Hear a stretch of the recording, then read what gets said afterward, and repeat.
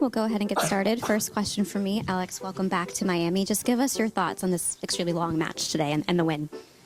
I'm really happy with the match today. I really had to dig deep. I know that Laura is such a fighter, so I'm happy with my patience and my strength, both physically and mentally today. Yeah. Thank you. First question up front,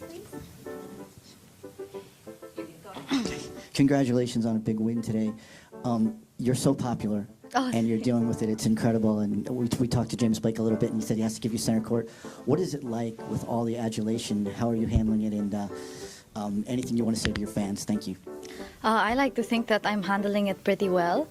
Of course, I'm super grateful to all my fans because they really, they take the time out of their days to come see me. It's a lot of effort to go out and to come to these events, so I hope they have fun.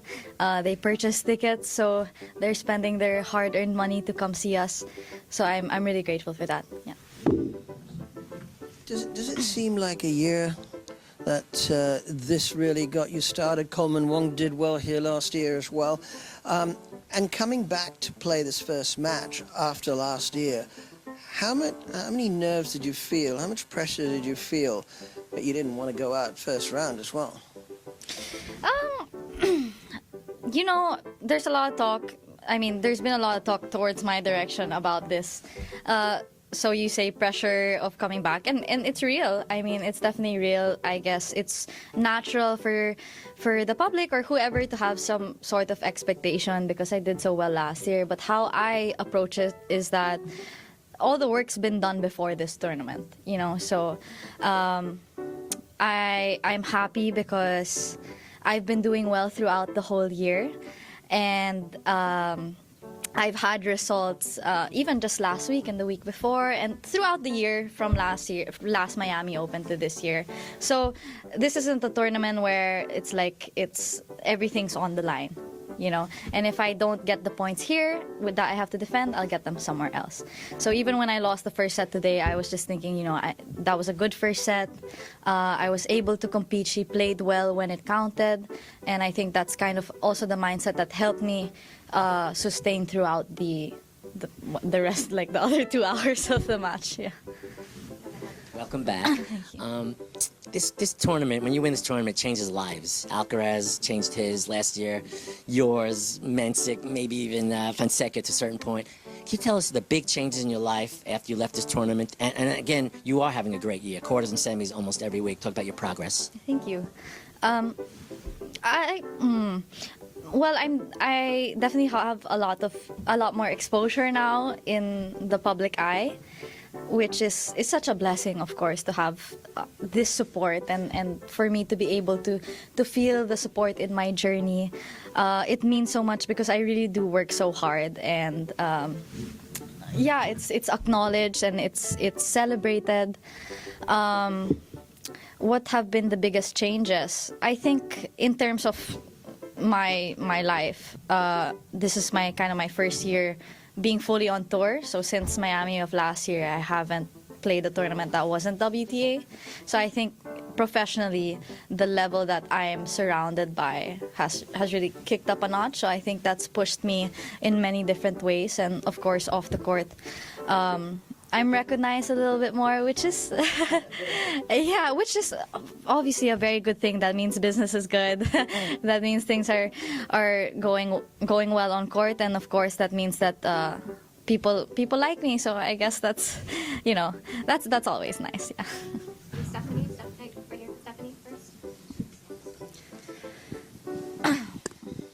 Hi, Alex. Congrats.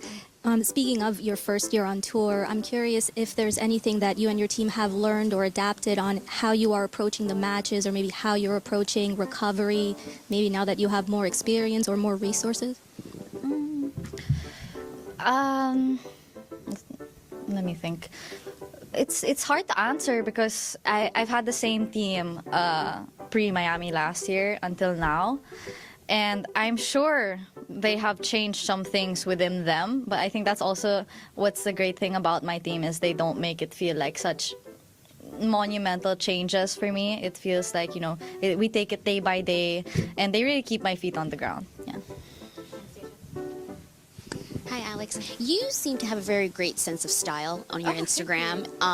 Do you love shopping? And that I saw your trip to Nike where the images were really great and you had all these sort of like custom sweaters and really cool stuff. Is that something you're interested at all in fashion and maybe in the future eventually having sort of like custom kits on court and things like that? I would love it. I am a fashion lover. I'm very much into kind of like pop culture, and for example, like when the Met Gala comes out and all the looks, like I'll go through them and I'll see. Not to say that I'm a fashion expert. I like to style myself. I like to feel cool because I think when I think I look good, like I feel good, it makes me more confident. So yeah, I am. That's something I would love to be interested in. Yeah. Hi, Alex. Hi. Congratulations on the win. Last year here, you played Iga in the quarterfinals, and you got that really big win. There is a chance you could potentially play her again. What are your thoughts on facing her again, given the experience you had here last year? I would love to face her again. Of course, matches against players of Iga's caliber is always a great opportunity for me. And the fact that I'm able to put myself in a position where a potential matchup with her or even Magda is a possibility, I think that's a really positive sign for me, especially after today's match and how long that dragged out. I'm really happy, and very excited. Hi, Alex. Congratulations on your win. Obviously, we've talked a lot about your popularity. Particularly, I kind of wanted to ask you about your popularity within the Asian community as well. We've seen so many of the younger Asian tennis players now rising. We've mentioned Coleman Wong. Giannis is currently battling it with Yulia right now. I'm just curious to know your thoughts on the development and the rise of young Asian players as you guys are making your way up the ranks and doing so well in these tournaments. I think it's such a good thing for tennis that Asian players are coming up and we're coming out on fire. And I think representation is really important. And I think we're in an era right now where a lot of different kind of demographics are being represented in the tour. So I think that's a great thing. I remember growing up, I really looked up to Lina because she was Asian, and of course because she was just such a great competitor. So I think it could be really great for the next generation. Yeah. Hi, congrats. When you look back on your career, of course, the last year, this tournament might be one of the biggest achievement for you. But besides that, is there any like a big wins or particular tournament where you get confident, or it's not necessarily about the match, but maybe it's some like a decision making, like going to Rafa's academy or something. So, what do you think is the kind of like a turning point of your career? I don't think, well, of course, Miami Open last year is the obvious turning point in my career.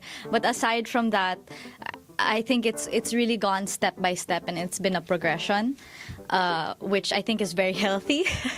And it really, I'm happy looking back at it to see the work I've put in, behind the scenes and seeing it come to life on court. And even even when I lose, it's always part of the process. So I'm happy knowing that after those certain like difficult moments, I was able to bounce back. Yeah. Hi, Alex. Congrats. Putting this in perspective, you've always said to us that you're so happy that tennis is booming in the Philippines. Courts are hard to get. So many young players are now taking up the sport.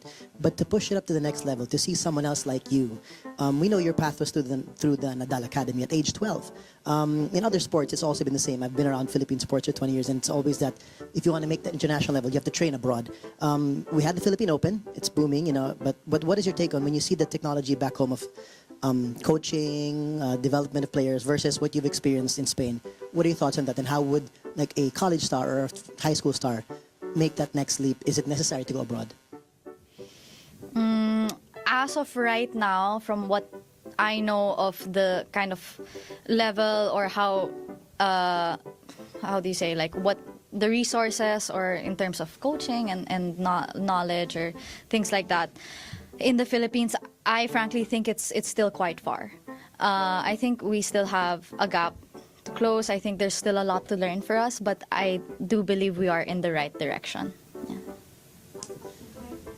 What has surprised you the most? I mean, for me, to see so many Filipino and Filipina fans, and the situation in Melbourne during the Australian Open with that queue waiting to get in for your matches. But when you look through the last 12 months, is there one thing that has really surprised you with your rise and attention? In terms of the crowd, you say? In terms of anything, really. But, I mean, obviously the crowds and the attention you receive, I would think, is a huge factor, especially what happened in Melbourne. Yes, Melbourne is one of the instances where that really stuck out to me. I didn't realize the size of the crowd until after my match, when I had seen some videos, some clips online. And it really came as a surprise to me, but I'm so happy and so privileged that I'm able to bring that sense of community out in the people. I think, I guess that would have to be the biggest surprise and something relatively unexpected. Yes. Okay, we'll leave it there. Thank you. Thank you.